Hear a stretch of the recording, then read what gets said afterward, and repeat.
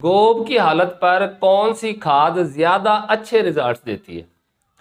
पहली बात तो यह है कि आप कोशिश करें कि बुआई के वक्त फास्फोरसी खाद डाल लें, उसका कुछ हिस्सा आप पहले पानी पर डाल लें और जो नाइट्रोजनी खाद है इसका ज़्यादातर हिस्सा आप पहले पानी पर मुकम्मल कर लें। कोई थोड़ा बहुत बचता है 30% 25%, तो वो आप इस गोब वाली हालत पर डालें, या जो भी अगर आपकी रेतली ज़मीन है तो साफ ज़ाहिर है उसमें दूसरा या तीसरा पानी पहले आ जाएगा, तो उस वक्त आपने डाल देना है। मगर अगर आपने पूरी मिकदार में खुराक नहीं दी, और अगर दी भी है, तो ये जो गोब वाली हालत है इस स्टेज पर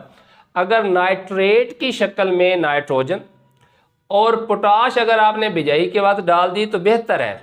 अगर नहीं डाली तो इस गोब वाली हालत पर आपने पोटाश लाजमी डालनी है, और इसका बेहतर तरीका है कि आप नाइट्रो पोटाश इस्तेमाल करें। पोटाशियम नाइट्रेट भी कहते हैं हम, नाइट्रो पोटाश भी कहते हैं, यानी नाइट्रेट भी हो और साथ में पोटाश भी हो, क्योंकि इस स्टेज पर गंदम की फसल नाइट्रेट की शक्ल में नाइट्रोजन लेना ज़्यादा पसंद करती है। और साथ में जो पोटाश है, पोटाश का कलीदी किरदार है खुराक की ट्रांसलोकेशन। वो जो आपका झंडा पत्ता बना है, बाकी पत्ते हैं, वहाँ से जब सिट्टा निकलेगा जानदार होगा, और खुराक की जो तरसील है पत्तों से उस सिट्टे की तरफ, सोर्स से सिंक की तरफ, खुराक तैयार करने वाली फैक्ट्रियों से खुराक स्टोर करने वाले सिट्टे की तरफ,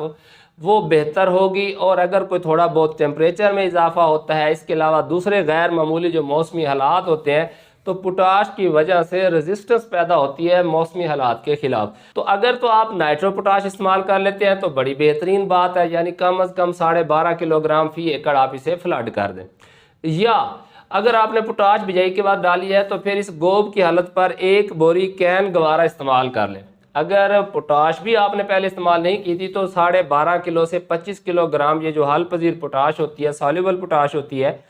आप ये और साथ में 1 बोरी कैन गवारा, ये दोनों मिला के आप फसल को दे दें तो इंशाल्लाह आखिर तक फसल की नाइट्रोजन और पोटाश की ज़रूरियात पूरी होती रहेंगी। और अगर किसी वजह से आप शुरू में फास्फोरस खाद भी बहुत कम इस्तेमाल कर सके हैं, तो फिर इस स्टेज के ऊपर आप 1 बोरी नाइट्रोफास और उसके साथ 12.5 किलोग्राम जो सॉल्युबल पोटाश है, ये दोनों मिला के दे दें तो नाइट्रोजन, फास्फोरस और पोटाश बड़ी एफिशिएंटली इसे दस्तयाब होंगी और आपकी पैदावार पर जो मनफी असरात हैं वो कम से कम होंगे।